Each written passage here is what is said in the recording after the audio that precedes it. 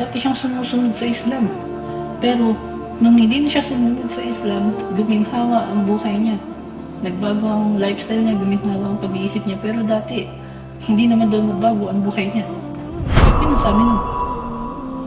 Sinabi niya Allah sa Quran, porkit ba kayo ay nagsasabi na kayo ay naniniwala na kayo ay pababayaan na lamang at hindi nasusubukan? Si Allah ang nagsabi.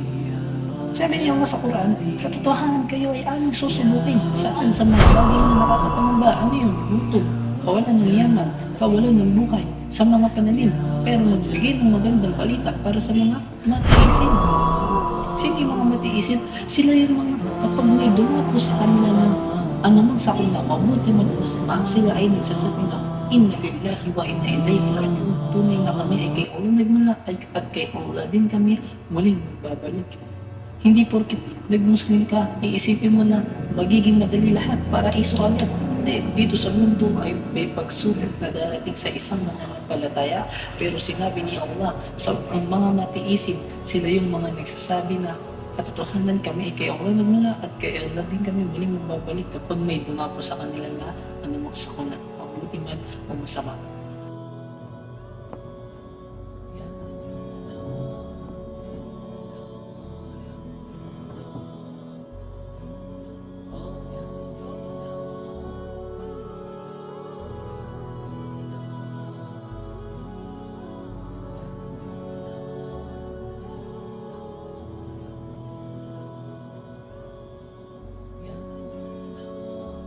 أعوذ بالله من الشيطان الرجيم بسم الله الرحمن الرحيم الحمد لله رب العالمين السلام عليكم ورحمة الله وبركاته. Mga kapatid sa Islam, sino man ang tao na nasa ligaw na landas ay walang makakapagpatnubay sa kanya maliban kay Allah. Sino man ang tao na nasa matuwid na landas ay walang makapagliligaw sa kanya maliban kay Allah subhanahu wa ta'ala. Nais kong gawin pong bunga dito sapagkat meron akong nabasa na isang komento. So paggabi, habang nag-i-scroll ako sa social media, ginabasa ko na isang komento ng isa sa ating kababayan. No? Na ang sabi niya sa kanyang komento na siya ay dating sumusunod sa relihiyong Islam. Pero wala naman daw nagbago sa buhay niya.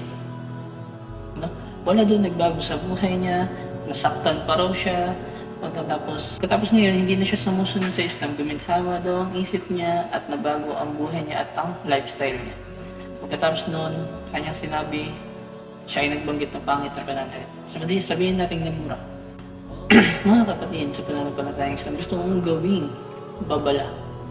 Ito, bilang paalala una sa aking sarili, at maging sa ilan nating mga kapatid sa Islam, lalo na sa mga bagong yakap sa Islam. Para sa mga bagong yakap sa Islam. Sapagkat inaakala ba ng mga tao na kapag sila ay nag-Muslim na magiging madali ang kanilang pamumuhay dito sa mundo? Diba? Hindi ba sinabi ni Allah subhanahu wa ta'ala sa maluwalhating Quran, mas mainam ang kabilang buhay kaysa dito sa mundo? Kaysa dito sa mundo nito.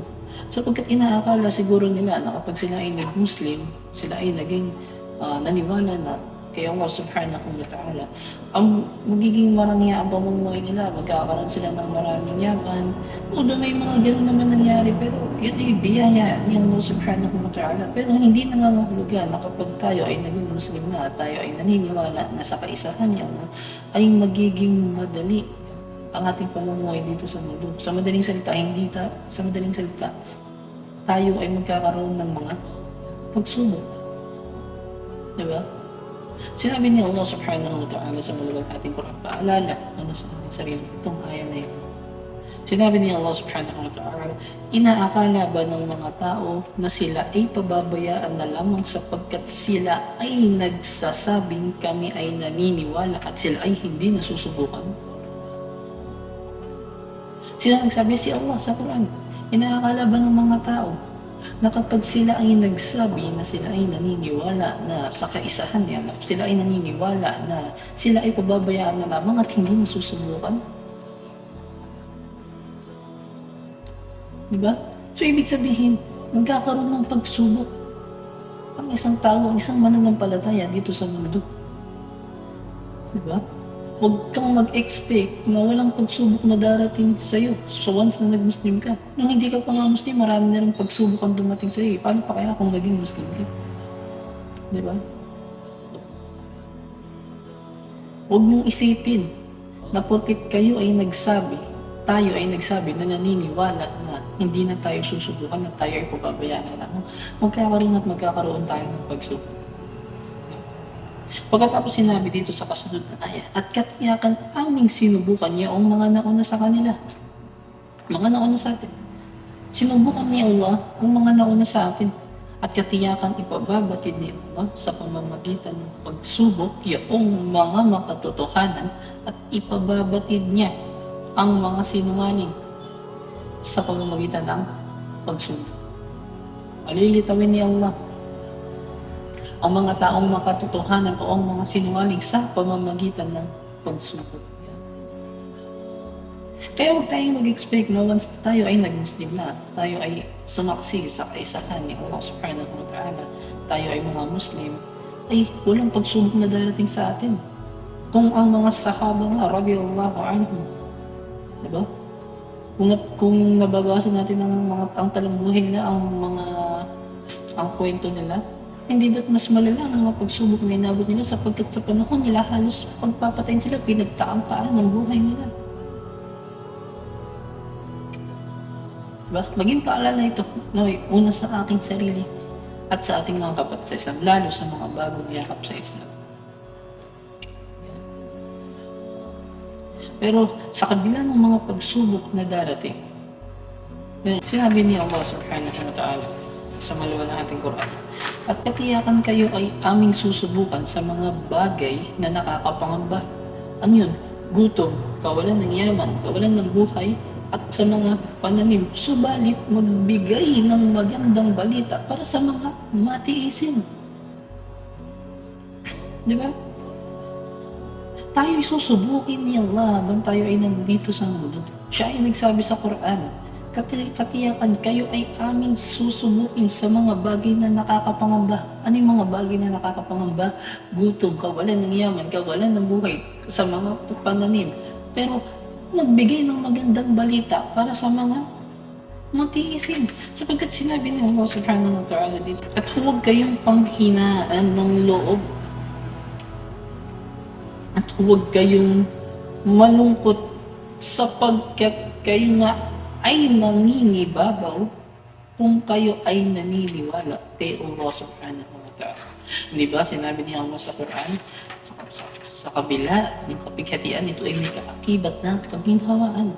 Huwag kayong malungkot. Huwag kayong mangamba. Ba? Sapagkat kung kayo ay naniniwala, kung tayo ay naniniwala kay Allah subhanahu wa ta'ala, tayo ay manginibabaw. Sapagkat dito sa mundo, tayo ay susubukin.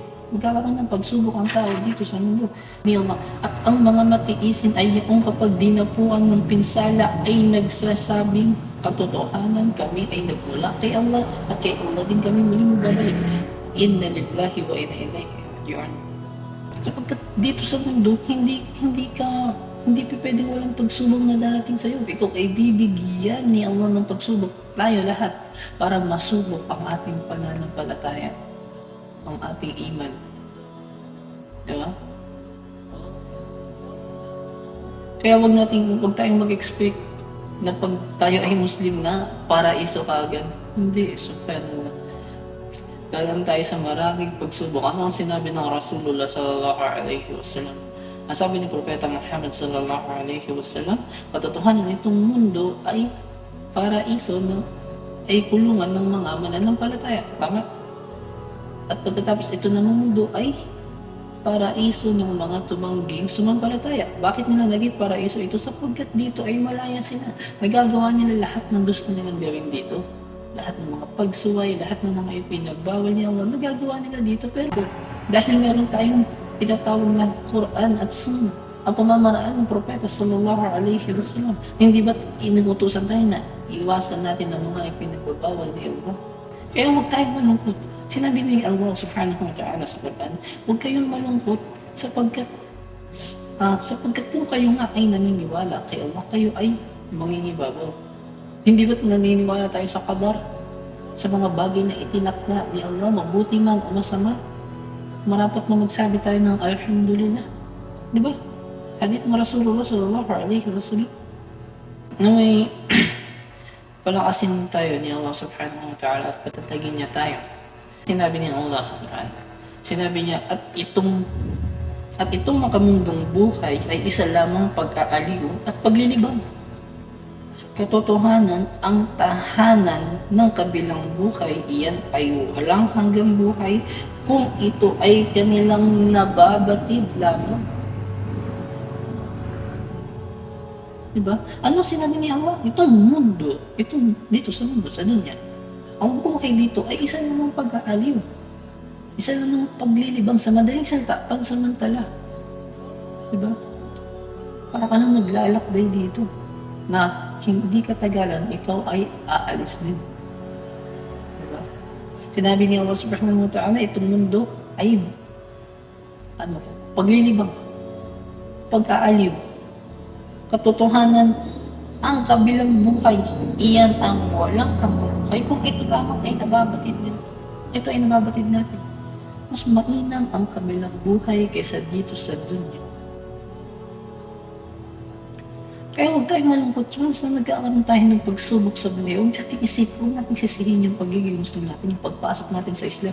Sapagkat si Allah ay nagsabi sa Quran, sinabi ni Allah na tayo ay kanyang susubukin sa mga bagay na nakakapangamba, gutom, kawalan ng yaman, kawalan ng buhay, sa mga pananim, pero magbigay ng magandang balita para sa mga matiisin. Sino yung mga matiisin? Sila yung nagsasabi na kapag may dumating na kung anumang sakon na sa kanila, anumang problema, sila ay nagsasabi ng katotohanan, kami ay nagbula kay Allah at kay Allah din kami muling magbabalik. Inna lillahi wa inna ilaihi raji'un. Diba? Di ba sinabi ng Rasulullah sallallahu alaihi wasallam sa kanya hadis? Ang sabi niya, tunay yan na ang isang mananalig. Sabi niya, ano man ang dumako sa kanya, mabuti man o masama, siya ay nagsasabi ng Alhamdulillah. Pinasasalamatan niya si Allah, mabuti o masama ang dumating sa kanya, siya ay nagpapasalamat kay Allah subhanahu wa ta'ala. Kaya huwag tayong mag-expect na magiging na wala tayong pagsubok na darating dito sa atin sa mundo, sapagkat ang buhay natin dito ay pansamantala lamang. Tunay na ang kabilang buhay, yan ang walang hanggang buhay kung ito lamang ay ating nababatid. Kasunod, ayon kay Abu Hurairah radiyallahu anhu, ang sugo ni Allah ay nagsabi, ang sabi ng Rasulullah sallallahu alaihi wasallam, itong mundong to ay bilangguan ng mananampalataya at paraiso ng tumangging sumampalataya. Diba sinasabi nga nila, mas masarap ang bawal, maikli ang buhay. Sabi nila, piliin mo palagi ang masaya, mag-inom ka, gawin mo gusto mo kahit ipinagbabawal ni Allah. Pero sa atin sa Islam, maikli ang buhay. Kaya dapat bilang isang Muslim, gugulin natin ang oras natin sa pagsamba kay Allah, pag-alala kay Allah sa paggawa ng kabutihan, sa mga bagay na makakatulong sa atin pag tayo ay nasa libingan na, magsaliksik ng kaalaman sa pag-aaral, magbigay ng effort para sa ating pananampalataya, sapagkat tunay na kapag ang isang tao ay lumisan na, putol na ang kanyang mga gawain dito maliban sa tatlo. Ano yun? Kawang gawa na napapakinabangan sa takajariya, kaalaman na napapakinabangan, at anak na matuwid na dumadalangin para sa kanya. Sinabi ni Allah subhanahu wa ta'ala sa maluwalhating Quran, ang lahat ng may buhay ay makalalasap ng kamatayan. Kaya habang tayo ay nandito pa sa mundo, huwag tayong magpa-apekto sa anumang problema o pagsubok na dumarating sa atin, sapagkat si Allah ang nakakaalam kung ano ang makakabuti para sa atin. Naway itong tao na ito ay patnubayan muli siya ni Allah subhanahu wa ta'ala sa matuwid na landas. Tunay, sino man ang patnubayan ni Allah ay walang makapagliligaw sa kanya. Sino man ang nasa ligaw na landas, walang makakapagpatnubay sa kanya maliban kay Allah subhanahu wa ta'ala. Naway biyayaan tayo ni Allah dito sa mundo ng pagtitiis, sapagkat tayo minsan ay nagkukulang sa ating pananampalataya. Naway patawarin tayo ni Allah subhanahu wa ta'ala sa ating mga pagkukulang at biyayaan niya tayo ng paraiso at iligtas niya tayo sa apoy ng impyerno. Amin ya Allah. Barakallahu fikum, jazakallahu khairan. Assalamu alaikum warahmatullahi wabarakatuh.